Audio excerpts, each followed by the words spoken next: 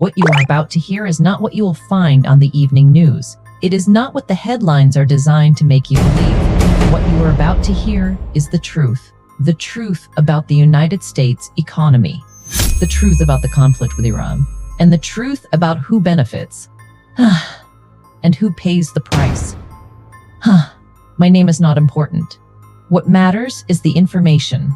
What matters is that you, the American people, the taxpayers, the workers, the families trying to make ends meet, deserve to know what is really happening with your money, your government, and your future. For decades, the United States has been entangled in the Middle East. Wars have been fought, sanctions have been imposed, threats have been made, and every single time the American public has been given a reason, a justification, a story. But the story has never been the whole truth. Today, we are going to change that. Over the next 70 minutes, we are going to walk through the facts. We are going to look at the economics. We are going to examine the evidence. And by the end of this, you will never look at the US-Iran conflict the same way again. There are people in positions of power who benefit from your confusion, who benefit from your fear, who benefit from the fog of perpetual conflict. And those people spend enormous resources making sure you never ask the right questions. Today, we are going to ask every single one of those questions. We are going to ask, where does your tax money actually go? We are going to ask, who profits when America goes to war? We are going to ask, what do the intelligence agencies actually say about Iran and why was it ignored? We are going to ask, why was a working diplomatic agreement torn apart? Why do American workers struggle while defense contractor profits soar? And most importantly, what does any of this have to do with your daily life, your paycheck, your family, and your future? The answers to those questions are not comfortable. They are not flattering to the powerful. And they are not what the major networks want you to spend your evening thinking about. But they are the truth. And the truth, uncomfortable as it may be, is the only foundation on which a better future can be built. Stay with me, because this matters more than you know. Let us begin with the foundation. The United States economy, The United States is the wealthiest nation in the history of human civilization. A gross domestic product of over $25 trillion. The world's reserve currency, the largest military budget on the planet. And yet, 40% of Americans cannot afford a $400 emergency expense. Over 30 million Americans have no health insurance. Student debt has crossed the $1.7 trillion mark.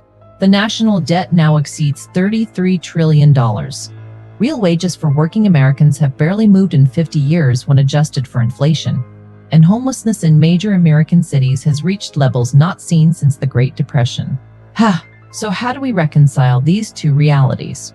The wealthiest nation on earth, and millions of its citizens living on the edge of financial ruin. The answer, as we will show you today, lies in where the money goes. Because when you follow the money, truly follow it, a very different picture of America emerges. A picture not of a nation investing in its people, but of a nation investing in its wars. And the war with Iran, the sanctions, the threats, the military posturing, the proxy conflicts has cost the American people far more than they have ever been told. Let us look at some numbers that rarely make the evening news. The United States spends approximately $800 billion per year on its military. That is more than the next 10 countries combined. More than China, more than Russia, more than the entire European Union put together. Of that $800 billion, a significant portion goes directly to maintaining military presence in and around the Persian Gulf, the region where Iran sits at the center of American strategic focus. Naval deployments, air bases, intelligence operations, weapons stockpiles, missile defense systems, troop rotations, contractor services, logistics. The cost of maintaining military dominance in a region 7,000 miles from American shores runs into the hundreds of billions every single year. And that spending comes directly from the American taxpayer. from you. Meanwhile, the American Society of Civil Engineers gives America's infrastructure a grade of C-. Roads are crumbling, bridges are failing, water systems and communities across the country are contaminated, power grids are aging, broadband access in rural America remains inadequate. We can spend hundreds of billions projecting military power across the globe, but we cannot fix the roads in your hometown. We can fund the most advanced weapon systems ever built, but we cannot make insulin affordable for diabetic Americans. We can maintain military bases in over 80 countries around the world, but we cannot house the veterans who served in them. These are not coincidences. They are choices. Choices made by people with power. Choices that serve specific interests. And choices that the American people are rarely given the full truth about. Understanding those choices and who benefits from them is what the next 60 minutes are about. Now let us talk about what you have been told. The official narrative. The story as Washington tells it. Iran is dangerous. Iran is building nuclear weapons. Iran sponsors terrorism. Iran threatens Israel. Iran threatens the stability of the entire Middle East. Iran is the enemy, and therefore the United States must act. Sanctions must be imposed. Military forces must be deployed. Billions must be spent. And any cost to the American people is justified, because the threat is real. That is the story. That is what has been repeated on television, in newspapers, in congressional speeches, and in presidential addresses for over 40 years. But here is the question we must ask. Is it true? Not partially true. Not convenient truth, but fully, factually, evidentially true.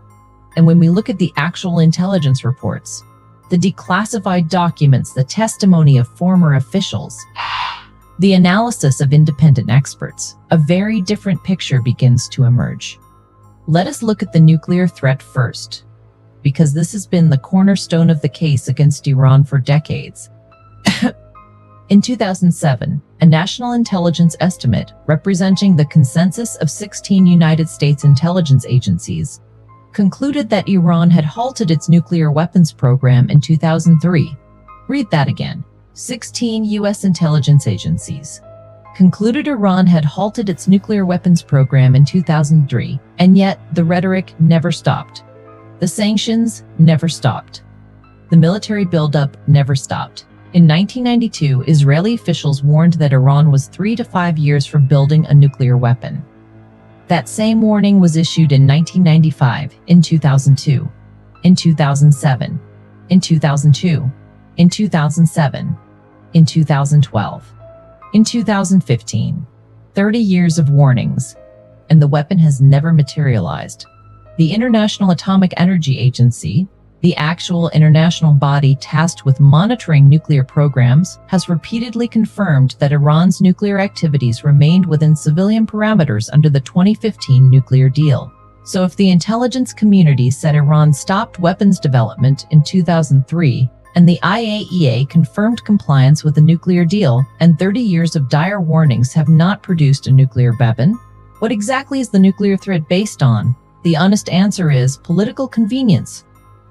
Because a nuclear Iran is an extraordinarily useful bogeyman. It justifies defense budgets, it justifies military deployments, it justifies sanctions. It justifies the entire strategic and economic architecture that has been built around confronting Iran. And it distracts the American public from asking much more uncomfortable questions about what their government is actually doing with their money and why. To understand where we are, we must understand where we have been. The history of U.S.-Iran relations is long, complicated, and deeply important. And it is a history that most Americans have never been fully taught. It begins in 1953. That year, the United States Central Intelligence Agency, working with British intelligence, orchestrated a coup against Iran's democratically elected Prime Minister, Mohammad Mossadegh. Why? Because Mossadegh had nationalized Iran's oil industry. He wanted Iran's oil to benefit the Iranian people, and the Western oil companies, and the governments that served them, could not allow that, so they removed him. They installed a dictator, the Shah, who ruled with an iron fist for 26 years. He was brutal. He was corrupt. He ran one of the most feared secret police forces in the world, the Savak. And he was supported fully by the United States government. When the Iranian people finally rose up in 1979 and overthrew the Shah, the United States was not seen as a liberator. It was seen as the power that had oppressed them for a generation. The hostage crisis of 1979 to 1981 was not an act of irrational aggression. It was the product of decades of American interference in Iranian internal affairs. Understanding that does not mean endorsing the hostage-taking. It means understanding the context that produced it. Then came the Iran-Iraq War of the 1980s. The United States actively supported Saddam Hussein's Iraq in that war, even as Iraq used chemical weapons against Iranian soldiers and Kurdish civilians. The Reagan administration provided intelligence, weapons, and economic support to a regime committing what we would today call war crimes. In 1988, the USS Vincennes, a U.S. Navy-guided missile cruiser, shot down Iran Air Flight 655, a civilian airliner. 290 people aboard, all killed. The U.S. government initially denied responsibility, then awarded the ship's commander a medal. These are not conspiracy theories. These are documented historical facts. They are in the congressional record. They are in declassified intelligence documents. They are acknowledged by multiple U.S. administrations. And yet when American politicians and media personalities talk about Iranian hostility toward the United States, this history is almost never mentioned. When we ask why Iran mistrusts the United States, the answer is written plainly in the historical record. A coup in 1953. Support for a brutal dictator for 26 years. Support for their enemy during a devastating war. The shooting down of a civilian aircraft. Iran's skepticism of American intentions is not irrational. It is historically informed, and when we understand this history, the question shifts. The question is no longer only, why does Iran behave as it does? The question becomes, what responsibility does the United States bear for the state of this relationship? And what would it actually take to build something better? Now let us talk about money. Because at its core, this conflict, like so many conflicts before it, is fundamentally about economics. The wars in Iraq and Afghanistan, both deeply connected to the broader Middle East strategy that includes Iran, cost the American taxpayer an estimated $8 trillion over 20 years. $8 trillion. That figure comes from the Costs of War project at Brown University, one of the most rigorous academic studies of American military spending ever conducted. $8 trillion. What could that money have done for the American people? It could have rebuilt every crumbling road and bridge in America, with trillions to spare. It could have provided universal health care for every American for decades. It could have eliminated all student debt 3 times over. It could have funded world-class public education from kindergarten through college for an entire generation. It could have provided clean water, modern internet infrastructure, and affordable housing to every community in the United States. Instead, that money went to wars. And who profited? Not the American worker, not the American worker, not the American family, not the American veteran, many of whom came home physically broken, psychologically shattered, and economically abandoned. The defense contractors profited: Lockheed Martin, Raytheon, Northrop Grumman, Boeing Defense, General Dynamics, Halliburton, DynCorp. These companies, their executives, their shareholders, their lobbyists profited enormously. Lockheed Martin's annual revenue exceeded $65 billion in recent years. Raytheon reported revenues of nearly $67 billion. These are not small businesses. These are the largest industrial enterprises in human history, and they depend on war, or the credible threat of war, for their profits. And the Iran conflict is extraordinarily useful to them. Not because a hot war with Iran is necessarily desired, a real war with Iran would be devastating, but because the permanent threat of conflict with Iran justifies enormous ongoing military expenditures. It justifies the naval presence in the Persian Gulf. It justifies the missile defense systems deployed across the region. It justifies the weapons sales to Gulf state allies. It justifies the intelligence operations, the special forces deployments, the airbase maintenance across the Middle East. All of that costs money, American taxpayer money. And all of it flows into the accounts of defense contractors, private military companies, and their shareholders. This is not a conspiracy theory. This is basic economics.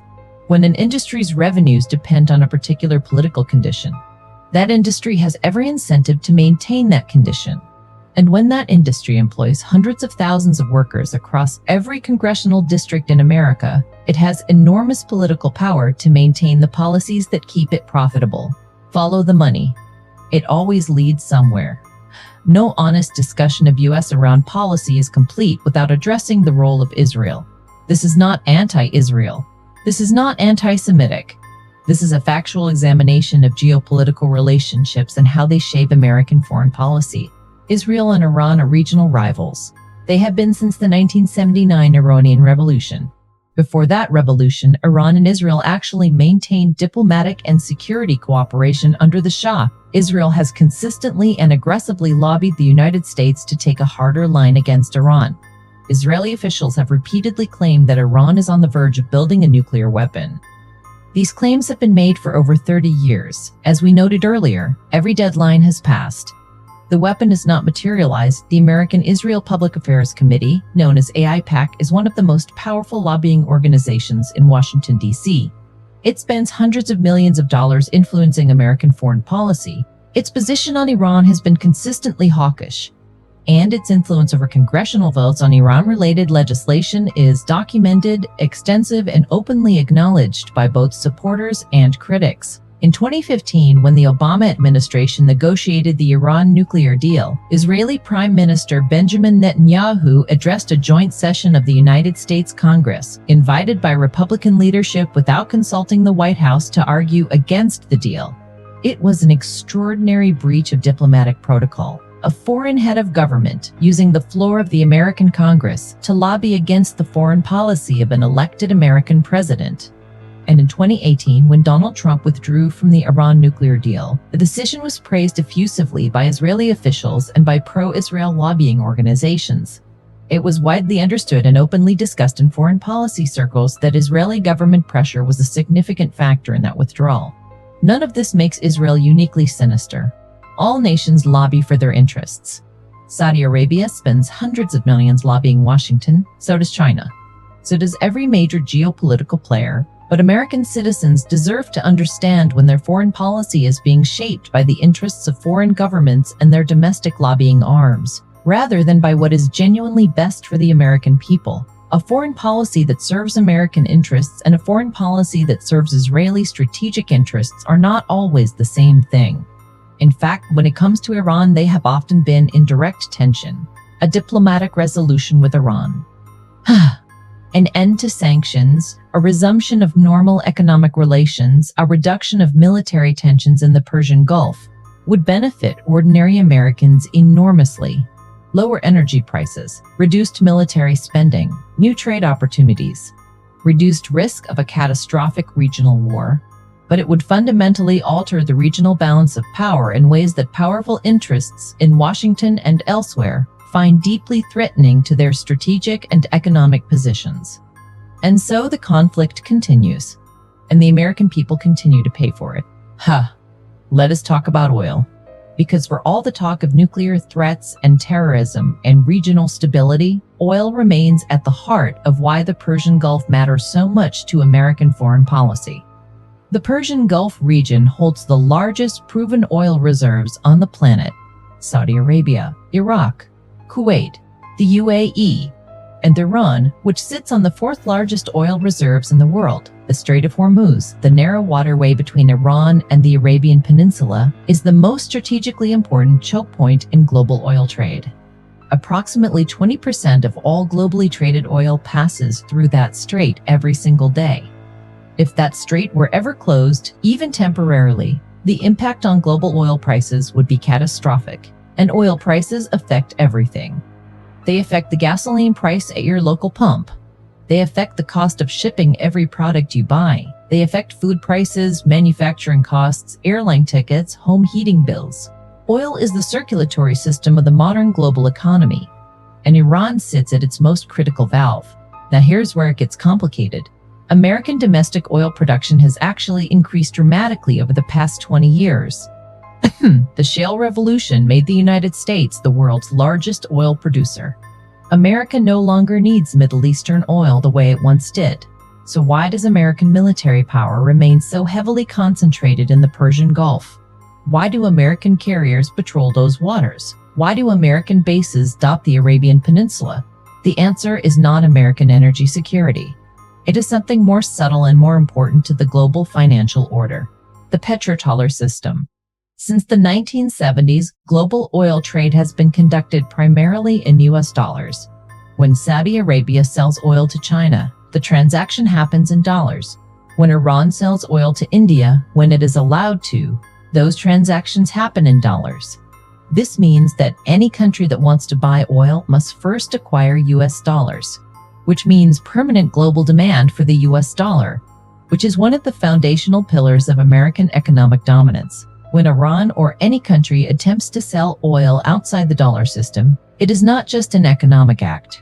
It is a geopolitical challenge to American financial supremacy, and the response from Washington is invariably fierce. Sanctions, diplomatic pressure, covert operations, military threats. This is the real reason why American policy toward Iran is so intractable. It is not about nuclear weapons. It is not about terrorism. It is about who controls the global financial system. And Iran, with its vast oil reserves, its large educated population, its strategic location, represents one of the most significant potential challenges to that system. Understanding this does not require endorsing any particular policy. It simply requires seeing the situation clearly, without the fog of the official narrative.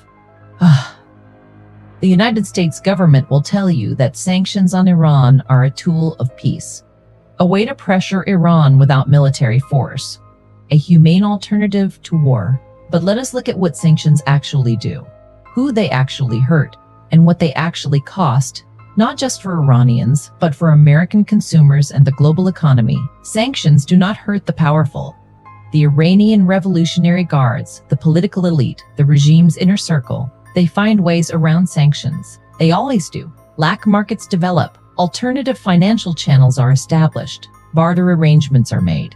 The powerful adapt. What sanctions do is devastate the middle class and the poor. Under the current sanctions regime, Iran cannot fully participate in the international banking system. Iranian businesses cannot process international payments. Iranian hospitals have difficulty importing specialized medicines and medical equipment. Iranian patients with rare diseases cannot access treatments that are readily available in the United States and Europe. Iranian students are cut off from international educational exchanges. Iranian scientists cannot collaborate with their international counterparts. Iranian entrepreneurs cannot access the global markets that would allow their businesses to grow. The UN Special Rapporteur on the negative impact of unilateral coercive measures has documented extensively how American sanctions on Iran violate international humanitarian norms by restricting access to food, medicine, and essential goods for ordinary Iranian civilians. This is not pressure on a government. This is collective punishment of a population. And here is the critical point for American consumers. Sanctions on Iran do not just hurt Iranians, they hurt you too. When Iran is cut off from global oil markets, global oil supply is reduced. Reduced supply means higher prices. Every time you fill your gas tank, every time you pay an electricity bill, every time you buy a product that was shipped across the country, you are paying a small premium because Iranian oil is not fully in the global market. Economists estimate that the full normalization of Iranian oil exports could reduce global oil prices by 5 to 10%. That is real money. At American household levels, that translates to hundreds of dollars per year in lower energy and consumer costs. The sanctions on Iran are not free. American families pay for them every single month. And what do they buy? After decades of the most comprehensive sanctions regime in modern history, Iran has not changed its government. It has not abandoned its regional policies. It has not surrendered its nuclear program. Sanctions have impoverished ordinary Iranians. They have strengthened hardliners who use American pressure to justify authoritarian control. They have not produced the policy changes they were sold as delivering. They have, however, continued to justify enormous American military expenditures in the region, and they have continued to serve the interests of those who benefit from permanent tension between the US and Iran. How?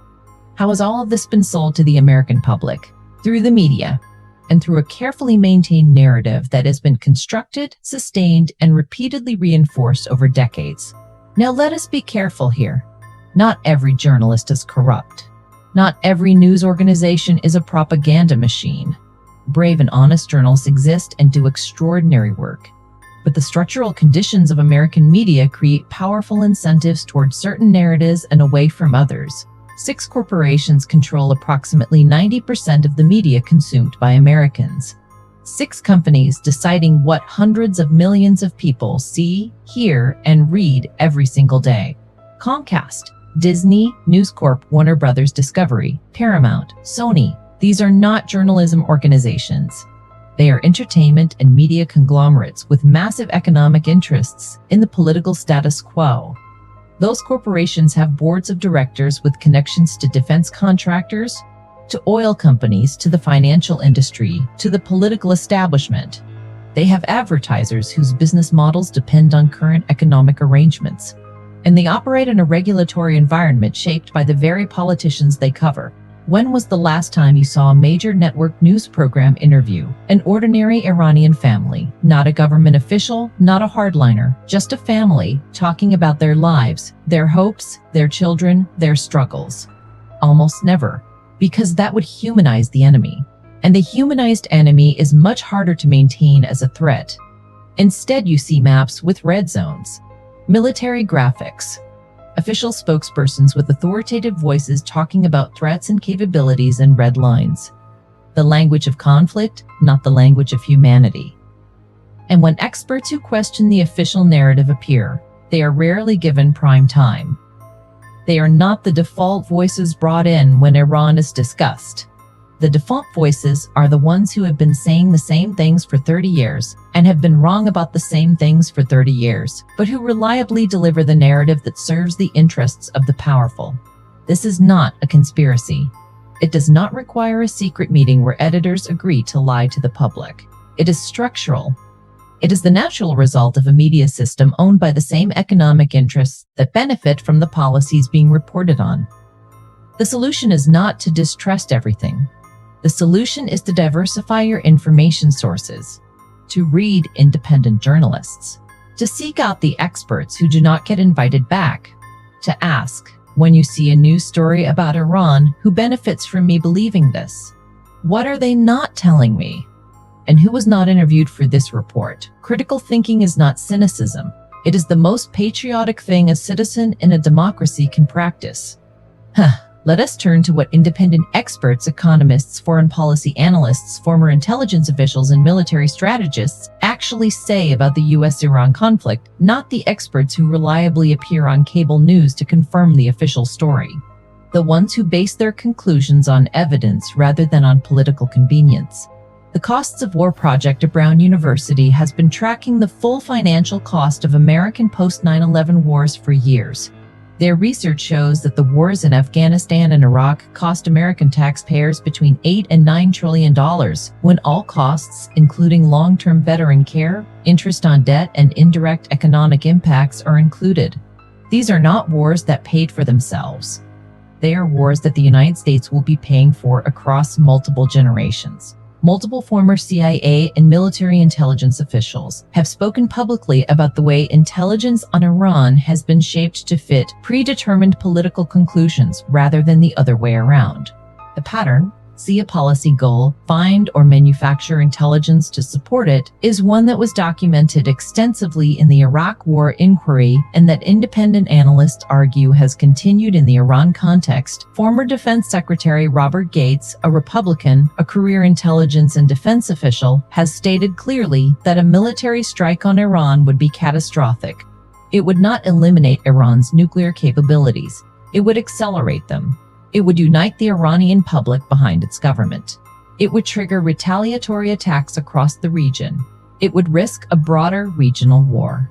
and it would permanently eliminate any prospect of diplomatic resolution. Nobel Prize-winning economists, including Joseph Stiglitz, have written extensively about the economic fallacy of military Keynesianism, the idea that war spending stimulates the broader economy. The data shows the opposite. Military spending is the least efficient form of government investment in terms of job creation and economic multiplier effects. Every dabertik shidikurudia korrigatikar briadikabertankabarilla blyverwatertakem. Diwerdik millerach me the chwarradum frithans it per ever famine over furdits. And ferberbabin sapets main and the gredig mitumward of reddits. And fridding widitchen reddit sense red downs, red of vinning lapper pervans reddity its brain and sferdiv kents. And added bright sun in the pradent, I benedifens Fredid Reddit, Athen partic haris but fartis. And Medish and Forested have argued publicly that American Middle East policy, including the Rian policy, has consistently served the interests of the Finchusgens, and growing Kerbaza Bardade Spredensum and Brett Spredidert. Bridebukan Spredade Spreaded Gedon. And in this sprecket for need to your home, to your pay dirt, to your pay dirt. Because the US-Iran conflict is not an abstraction. It has real, concrete, measurable effects on the daily lives of ordinary American workers and families. Start with energy costs. Iran holds the fourth largest oil reserves in the world. When those reserves are excluded from the global market by American sanctions, global oil supply is constrained and prices are elevated. American drivers, American manufacturers, American farmers, everyone who uses energy pays more than they would if Iranian oil were freely available on global markets. Energy price increases are not neutral. They are regressive. They hit lower-income Americans hardest because lower-income households spend the larger proportion of their income on energy and on goods whose prices are energy-intensive. The working family driving an older car to a job across town feels the gas price spike far more acutely than the executive with an expense account. Then there's the military spending cost. $800 billion per year. That money comes from somewhere. It comes from the federal budget. The federal budget that also funds, or fails to adequately fund, education, healthcare, housing, infrastructure, environmental protection, and every other program that affects the quality of American life. Every dollar allocated to maintaining naval dominance in the Persian Gulf is a dollar not available for the school lunch program, or the community health clinic, or the small business loan program, or the veterans' mental health service. These are not hypothetical trade-offs. They are the actual choices made every year in the congressional budget process. And then there is the opportunity cost, the human cost. The American men and women who have served in the Middle East, in wars shaped by the same strategic framework that governs US-Iran policy, and who have come home carrying wounds that the country has never adequately addressed. Over 20 American veterans die by suicide every single day. Every single day. That is not a statistic to be read and forgotten. That is a moral catastrophe. A catastrophe that results directly from decades of military engagement in a region where the true stakes, who gets the oil money, who controls the financial system, who profits from permanent conflict, have never been honestly disclosed to the people doing the fighting. American workers deserve better. They deserve a government that is honest about what it is spending their money on and why. They deserve an economy organized around their well-being rather than around the profitability of the defense industry.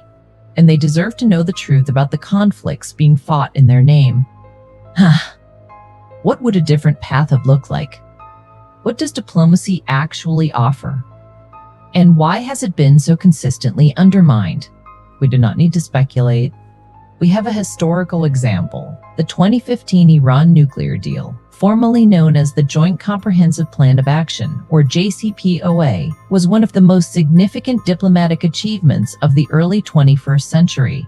And the story of what happened to it tells us everything we need to know about why peace is so difficult to achieve when powerful interests depend on conflict. Under the JCPOA, Iran agreed to dramatic limitations on its nuclear program. It reduced its uranium enrichment capability by 98%. It accepted the most intrusive international inspections regime ever applied to any country's nuclear program. International inspectors had unprecedented access to Iranian nuclear facilities around the clock. In exchange, international sanctions were eased. Iranian oil began flowing back into global markets. The Iranian economy began recovering. Iranian businesses started reconnecting with global trading partners. American companies, Boeing, for example, signed preliminary agreements to sell aircraft to Iran. Iranian entrepreneurs began engaging with international investment. The IAEA, the International Nuclear Watchdog, confirmed repeatedly that Iran was in compliance with the agreement. Every single time. No violations. Ordinary Iranians saw real improvements in their daily lives. Inflation fell. The currency stabilized. Small businesses reopened. The promise of economic normalization, of Iran rejoining the community of nations, was real and tangible. And then, in May 2018, the United States withdrew from the agreement, not because Iran violated it. Iran did not violate it. Not because the deal was failing. It was working exactly as designed. But because the political winds in Washington, driven by ideological opposition, by lobbying, by the desire of a new administration to repudiate its predecessor, demanded a different approach. The immediate consequences were severe. Iranian inflation soared. The currency collapsed. The economic recovery was reversed. The Iranian public, which had supported engagement with the West, was humiliated and radicalized. Hardliners in Tehran were handed exactly the political ammunition they needed to argue that the United States could never be trusted. Iran began expanding its nuclear program again, not because it wanted to, because the deal that had constrained its program was gone, and because the promise of economic normalization, the incentive that had made the deal possible, had been ripped away. The withdrawal from the Iran nuclear deal was not a triumph. It was a catastrophe, a self-inflicted wound, a demonstration of exactly how domestic political interests, divorced from strategic reality and from the welfare of ordinary Americans, can drive foreign policy in directions that harm everyone. The road back to a working diplomatic relationship with Iran is still there. It is harder now. It requires more trust building, more concessions, more political courage, but it is still there. And the economic and strategic benefits for ordinary Americans of walking that road are enormous. So where does this leave you? The person listening to this, the American worker, the taxpayer, the voter, the human being who wants their country to do better and be better. Let us be practical. Let us talk about what actually matters and what you can actually do. The first thing you can do is educate yourself beyond the mainstream narrative. Read the Costs of War Project reports from Brown University. They are publicly available and thoroughly documented. Read declassified intelligence assessments on Iran. Many are publicly available through the National Security Archive. Rate the work of independent journalists who cover the Middle East without the institutional constraints of corporate media. Follow the money, literally. When you see a news story about Iran, look up who funded the think tank that provided the expert being quoted. Look up the defense industry lobbying records. Look at the campaign finance disclosures of the politicians most vocally pushing for confrontation with Iran. The information is public. The patterns are clear. You just have to look. The second thing you can do is talk about this. Not angrily, not to win arguments or prove points, but to share information, to ask questions in your community, to normalize the idea that American foreign policy deserves the same critical scrutiny we apply to everything else our government does. The most powerful political force is not a protest or an election or a lobbying campaign. It is a shift in public understanding. When enough people understand how the system actually works, who benefits, who pays, who decides, and why, the political space for change opens up in ways that are impossible before that understanding exists. The third thing you can do is hold your elected representatives accountable, not in an abstract way. Specifically, call your congressional representative and ask, why do we spend more on defense than the next 10 countries combined while American workers go without health care? Ask, what is the return on investment for American taxpayers of the Iran sanctions regime? Ask, have you personally read the 2007 National Intelligence Estimate on Iran's nuclear program? Most congressional offices expect to take constituent calls on foreign policy. They do not get many. The ones they do get disproportionately come from organized interests, defense industry employees, lobbyists, interest group members. Your call, your constituent voice, carries more weight than you think. The fourth thing you can do is support independent journalism. The reporters who follow the money, question the narrative, and bring you information that powerful interests would prefer you not have. They operate without the backing of the corporate infrastructure that funds mainstream media. They need your support. A subscription to an independent outlet, a donation to an investigative journalism fund, a share of an important article. These things matter. And the fifth thing, vote. Not for the party. Not for the party. For the policy. For the candidate who tells you the truth about where your money goes and whose interests it serves. For the candidate who supports diplomacy over confrontation, investment in American workers over investment in foreign military adventures, and accountability over convenient fiction. Democracy requires informed citizens. You are becoming one. Keep going. We want to leave you with the bigger picture. Because this is not just about Iran. This is not just about oil. This is not just about the defense budget or the sanctions regime or the nuclear deal. This is about a fundamental question facing every democracy in the world. Who does your government serve? Does it serve the people who elected it? Or does it serve the interests that funded it? The answer to that question determines everything. It determines whether your taxes build schools or bombs, whether your sons and daughters come home from wars fought for truth or for profit, whether the next generation inherits a thriving nation or a hollowed-out economy burdened by decades of misplaced priorities. The US-Iran conflict is a case study, a window into how power actually operates in the modern world, how narratives are manufactured, how enemies are created and maintained, how fear is weaponized, and how the economic interests of a very small number of very powerful people can shape the lives of hundreds of millions. The defense contractors who need the conflict to justify their budgets, the oil interests who need regional instability to manage supply and price, the foreign governments whose strategic interests diverge from those of ordinary Americans, the political figures whose power depends on permanent crisis. All of these interests converge around maintaining the current state of affairs. Against them stands something more powerful than any of those interests put together: an informed citizenry. People who understand how the system works. People who ask the right questions. People who refuse to accept the official story simply because it is loud and repeated often. You cannot be easily manipulated when you understand what is actually happening and why. And the democracy of truly informed citizens is the most powerful force on earth, more powerful than any military, more powerful than any lobby, more powerful than any lobby, more powerful than any propaganda machine. You have that power. It was always yours. The US economy and the Iran conflict. Separating fact from fiction. Over the past 70 minutes, we have covered the history that your textbooks left out. We have followed the money that your news networks do not follow. We have listened to the experts who do not get airtime. And we have examined the evidence that the official narrative prefers to ignore. And we have arrived at a simple, uncomfortable truth. The American people have been paying, in treasure and in blood, for a conflict whose true motivations have never been fully disclosed to them. A conflict that serves specific economic and political interests. A conflict that has cost ordinary Americans enormously in terms of higher energy prices, a hollowed-out domestic economy, underfunded public services, and the human cost of endless war. That can change, but only if enough people know the truth. It starts with you, with knowing, with asking questions, with refusing to accept the official story simply because it is told with authority and repeated without end.